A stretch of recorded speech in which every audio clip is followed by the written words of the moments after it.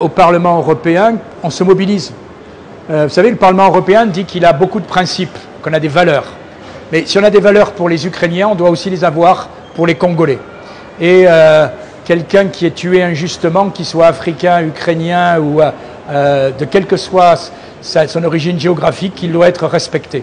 Voilà pourquoi donc nous on est satisfait que désormais le Parlement européen ait pris cette décision sur les sanctions.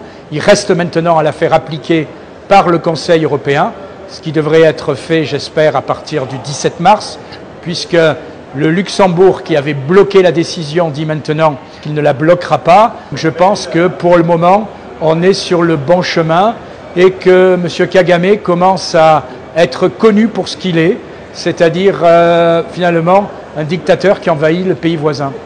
Cet accord entre l'Union européenne et le Rwanda doit être annulé. Voilà, c'est tout. Vous savez, moi je suis député européen. D'ailleurs, j'ai commencé à m'intéresser et à piocher suite à cet accord. Parce qu'au début, on nous a dit qu'il y a un accord extraordinaire qui a été signé entre le Rwanda et l'Union européenne sur les minerais critiques qui garantit à l'Europe d'avoir ces minerais quand elle les achète et quand c'est nécessaire, et qui garantit au Rwanda d'être payé et surtout qui garantit la traçabilité de ces minerais. Alors moi je me suis dit, bon, si c'est gagnant-gagnant, tant mieux, est-ce qu'on peut voir l'accord? Et en réalité, pendant 5 mois, on ne nous a pas donné cet accord extraordinaire. Enfin, quand vous faites quelque chose de bien, normalement vous en êtes fier, vous le donnez à tout le monde. Et puis j'ai la naïveté de croire qu'un Parlement, ça sert aussi à donner son avis, voire à voter ces accords. Au bout de 5 mois, on a réussi enfin à avoir ces accords et on s'est aperçu que la traçabilité n'existait pas. La traçabilité dans cet accord, elle est purement déclaratoire. C'est-à-dire que si je vole votre téléphone, eh bien après je vais le revendre et je dirai ce téléphone est à moi.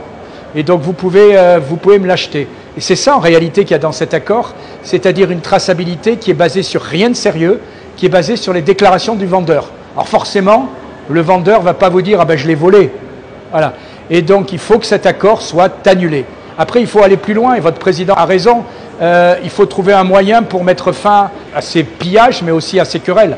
Et donc il faut travailler, c'est ce qu'on essaye de voir, sur une traçabilité réelle de ces minéraux. S'il y a des minéraux qui sont au Rwanda, il a le droit de les vendre.